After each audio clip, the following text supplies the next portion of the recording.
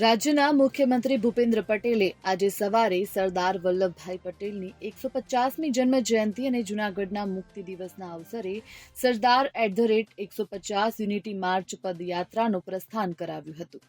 મુખ્યમંત્રીએ ઉગતા સૂર્યની સાક્ષીએ ઐતિહાસિક બહાઉદ્દીન કોલેજ સ્થિત આરજી હકુમત દ્વારા મળેલી મુક્તિના સ્મરણ સ્મૃતિ સ્મારક ખાતે સ્વાતંત્ર્ય વીરોને યાદ કરી પુષ્પાંજલિ અર્પણ કરી હતી. ત્યારબાદ પદયાત્રામાં જોડાનાર હજારો નાગરિકોને સંબોધી રાજ્યવ્યાપી યોજાનાર યુનિટી માર્ચના પ્રથમ ચરણનો પ્રારંભ કરાવ્યો હતો.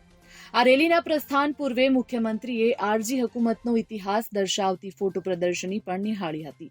મુખ્યમંત્રી ભૂપેન્દ્ર પટેલે યુનિટી માર્ચ સર્વ સમાજને સાથે જોડીને આત્મનિર્ભર ભારત માટેની પ્રેરણા આપશે તેવો દ્રઢ વિશ્વાસ વ્યક્ત કર્યો હતો. વિકસિત ભારતના નિર્માણ માટે એક અને નેક બની સહભાગી બનવા મુખ્યમંત્રીએ આહવાન પણ કર્યું હતું. આ અવસરે મુખ્યમંત્રીએ આરજી હુકુમતના સ્વાતંત્ર્ય સેનાનીઓ જેમણે જૂનાગઢની આઝાદીની ચળવળમાં મહત્વનું યોગદાન આપનાર પરિવારજનોનું શાલ ઓઢાડી સન્માન પણ કર્યું હતું. જૂનાગઢ જિલ્લાના પ્રભારી અને સામાજિક ન્યાય તેમજ અધિકારીતા મંત્રી ડોક્ટર પ્રદ્યુમનભાઈ વાજાએ જૂનાગઢ માટે આજનો દિવસ ઐતિહાસિક લેખાવી જૂનાગઢની મુક્તિ દિવસની શુભકામનાઓ પણ પાઠવી હતી. Bureau report, Gujarat fight news.